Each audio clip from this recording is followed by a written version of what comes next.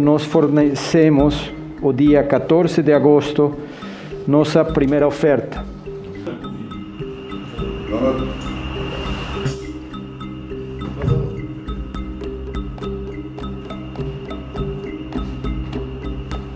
Presidente, o senhor tem uma tropa aqui de leões. Os leões precisam ser guiados por um leão também. E uma das coisas importantes que eu tenho para falar é o seguinte: no contexto da vacina, a gente tem que tomar extremo cuidado. O Brasil tem uma diversidade genética assombrosa que faz da população brasileira provavelmente das grandes mecas do desenvolvimento de vacina. A gente tem que tomar um cuidado enorme com isso. Com todo respeito, é lógico que a gente tem que ter vacina, ou talvez não, porque o grande problema dos coronavírus é que eles têm intrinsecamente problemas no desenvolvimento vacinal. A gente não tem condição nesse momento de dizer que a gente tem qualquer vacina que poderia estar realisticamente no que a gente chama de fase 3. Isso é muito sério.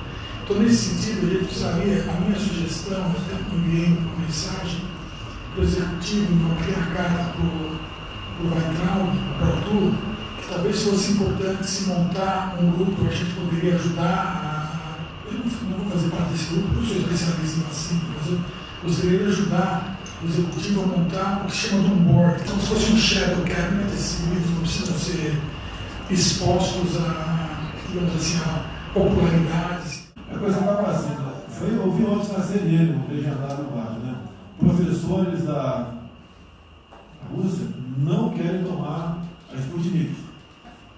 E eu conversei também aqui com o presidente da Anvisa, o Almirante Barra, médico. O projeto foi aprovado na Câmara, eu vetei aqui um dispositivo. Resumindo, o que foi vetado, a Câmara levou uma oferta depois.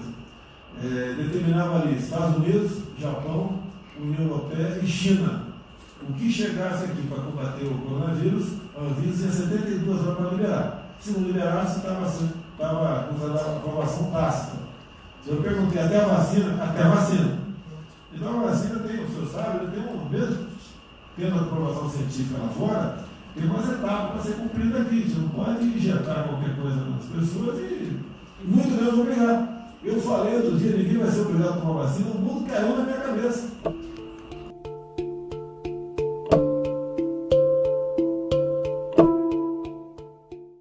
Trabalhar com o senhor nesse período. O galo aqui, é o nosso padrinho, né? Eu tive conhecimento, conversei bastante com um grupo aqui pela rede, né? Eu vou entrar em contato imediatamente com o Ministério da Saúde para ver a saída para isso aqui e aviso. Ou então você mesmo, não tem problema, dá uma assessora aqui, entra em contato com o caso mesmo, o que a gente pode fazer para atender. E tem um especialista em arritmia cardíaca, e ele é o primeiro a dizer que não tem problema usar hidroxicloroquina. Ele viu um depoimento americano também, né, falou exatamente isso, não tem problema. Foi potencializado para exatamente o pessoal fugir. Talvez não seja um remédio muito barato. Tive desentendimentos, sim. Não é o que eu quero, mas muitos médicos achavam, inclusive o Osmar Terra, que a linha não era aquela. Salve progressistas, eu sou o Clayson. Esse vídeo que você viu é uma prova concreta, com imagem e áudio, da existência de um gabinete paralelo ao Ministério da Saúde. Essa denúncia foi feita inicialmente pelo ministro Mandetta, o ex-ministro da Saúde de Bolsonaro. Ela foi confirmada posteriormente por outros depoentes na CPI da Covid, dentre eles o gerente da Pfizer, e ela, apesar de ter sido negada por uns que são, inclusive, parte desse gabinete, como a Nise Yamaguchi, ela acaba de ser confirmada pelas próprias palavras da Nise, inclusive, e pelas falas daqueles que estavam, como você viu aí no vídeo, eu não preciso repetir. E a pergunta deste vídeo, ela não é retórica. Nós precisamos punir exemplarmente as pessoas que são responsáveis por até agora 470 mil mortes, mas a gente sabe que esse número vai aumentar, infelizmente, lamentavelmente. Nós podemos chegar a mais de 500 mil de mortos pelo Covid no Brasil, um dos países que mais morrem pessoas no mundo Um país que é um cemitério. É um cemitério. Um cemitério gigante. É praticamente hoje impossível alguém que não conheça uma pessoa que morreu pelo Covid no país. E isso não pode ser simplesmente levado para o campo da política, do debate político, da questão ideológica. Ah, eu acho isso, a minha opinião é essa. Não. Isso é um caso de polícia. Isso é mais do que um motivo para o impeachment do Bolsonaro. Aliás, tirar o Bolsonaro urgentemente de lá é uma forma de salvar vidas, mais do que nunca. Não é debate político. Não é a mesma questão que aconteceu, por exemplo, na época da Dilma. Agora é uma questão de vida ou morte. Mais mortes do que vida. Eu peço para você dar o like aqui no vídeo, como sempre. A gente pede para você se inscrever no canal, porque o seu like, sua inscrição, quando você ativa o sininho, quando você comenta aqui no vídeo, você ajuda para que este vídeo, para que o nosso canal possa crescer. E nós temos um caminho longo pela frente para que a gente possa chegar com voz em 2022. Caso a lógica não ocorra, que a lógica é a saída urgente do Bolsonaro de onde ele ocupa, nós temos uma eleição em 2022 que é fundamental para o destino da vida dos nossos brasileiros, de todos nós, da sua vida, minha vida. Então, por favor, dê o seu like, se inscreva no canal, caso não seja inscrito ou inscrita. Nesse vídeo que eu vou trazer aqui para você, o Bolsonaro apresenta o Osmar Terra como meu conselheiro na saúde. Olha só. Osmar, tira a caneta de presente aí. É, calma, sim. Meu conselheiro na presença de saúde, conselheiro.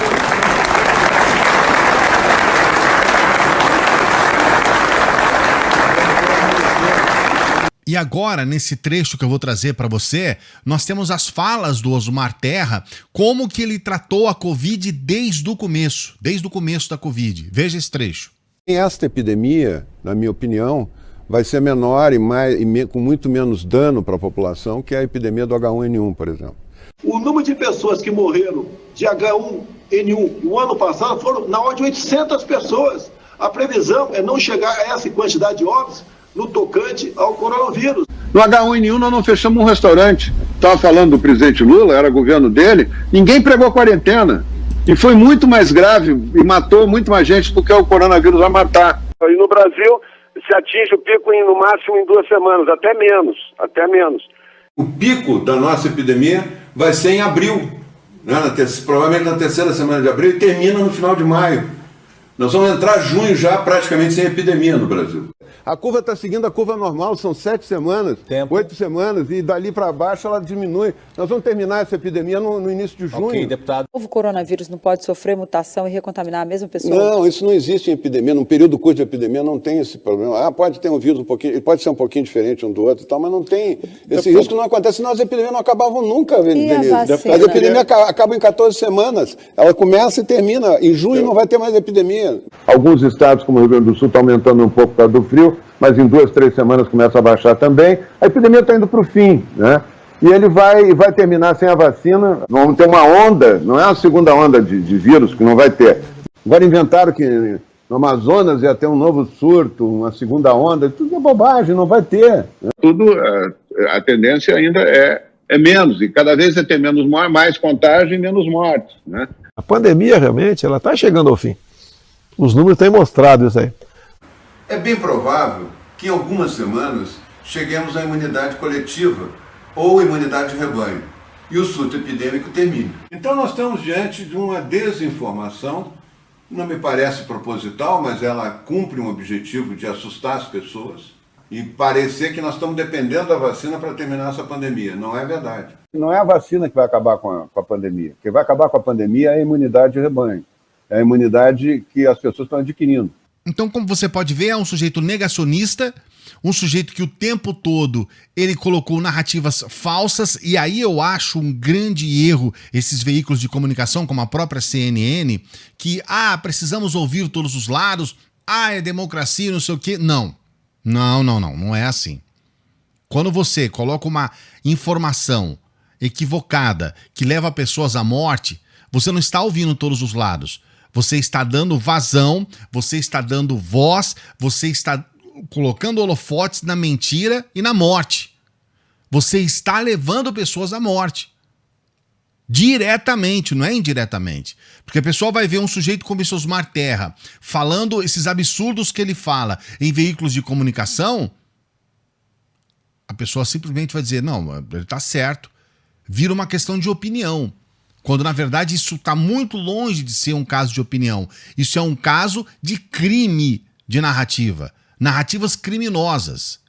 A PGR hoje, ela responde a respeito daqueles atos antidemocráticos, dizendo que nenhum deles deveria ser culpado, os senadores, os deputados que estavam envolvidos naquela questão, mesmo aqueles que não têm cargo eletivo, que eles precisam ser, que aqueles que estavam defendendo os atos antidemocráticos precisam ser julgados em primeira instância, caso, por exemplo, como o do próprio Oswaldo Eustáquio, tentando limpar a barra destes canalhas, esses vagabundos que colocam narrativas mentirosas, no caso dos atos antidemocráticos, narrativas que ferem a democracia, que defendem o fechamento do Congresso, que defendem o fechamento do STF, pessoas que, acima de tudo, são criminosos, mas que usam essa liberdade de expressão, esse discurso vazio de que precisamos dar voz a todo mundo, para cometer crimes. Então, não tem essa de liberdade de expressão. A liberdade de expressão, ela está sob a égide de uma lei que está acima do direito de liberdade de expressão. Então, antes disso, você tem a defesa à vida, no caso dessas narrativas de Covid, no caso lá do caso desse inquérito dos atos antidemocráticos, tem a questão da defesa da democracia. Então você não pode caluniar alguém e dizer, é liberdade de expressão, difamar e coisas assim. Então o grande problema que nós estamos vivendo no país é que nós estamos agora sendo reféns destes canalhas que utilizam as leis democráticas a seu favor e contra o povo, contra a população. Não tem nada de democrático nisso. Isso é crime. Quando você leva pessoas à morte, você está cometendo um crime. Você não está usando a democracia, você está se usando da democracia para cometer um crime. Então, nós precisamos acordar para uma realidade dura do nosso país. Nós temos pessoas criminosas. Pelo que parece agora, o Osmar Terra vai ser chamado na CPI, pelo menos a intenção do Randolfo Rodrigues. Mas nem sabemos se isso ainda vai ser possível, porque tem essa questão do jogo de interesses entre os poderes. E aí a gente pode pensar que o Osmar Terra, se escondendo no seu cargo de deputado, pode não ser chamado à CPI. Na verdade, ele precisa ser preso. Essa é a intenção da gravação desse vídeo e da conversa que eu quero ter com você. Nós precisamos prender essas pessoas. Bolsonaro tem que ser preso. O tempo todo negando as vacinas, o tempo todo defendendo tratamentos que não são eficazes. Essas pessoas todas que falaram de cloroquina, e a gente já vê canais do próprio YouTube aqui, canais bolsonaristas, tirando vídeos de defesa da cloroquina, de tratamento precoce. Mas no momento em que estavam todos lá no calor defendendo isso, espalhando pelo WhatsApp, espalhando pela internet, nós vimos esse quadro terrível das mortes em escala global, o país que mais mata no mundo. Isso é muito triste, mas é também muito grave e criminoso. E eu quero saber o que você pensa a respeito disso. Você acha realmente que essas pessoas não precisam ser presas? Não precisam ser punidas pelas ações que elas fizeram? Coloque seu comentário aqui. Não se esqueça de dar o like no nosso vídeo. O seu like é muito importante. Se inscreva no canal. A sua inscrição vai fazer com que canais como esse possam ter voz, especialmente em 2022, quando ainda vamos continuar sendo atacados por esses canalhas da extrema-direita que tomaram discurso no Brasil, levando pessoas à morte. Eu faço questão de frisar isso daqui para você. A gente se encontra numa próxima. Grande abraço.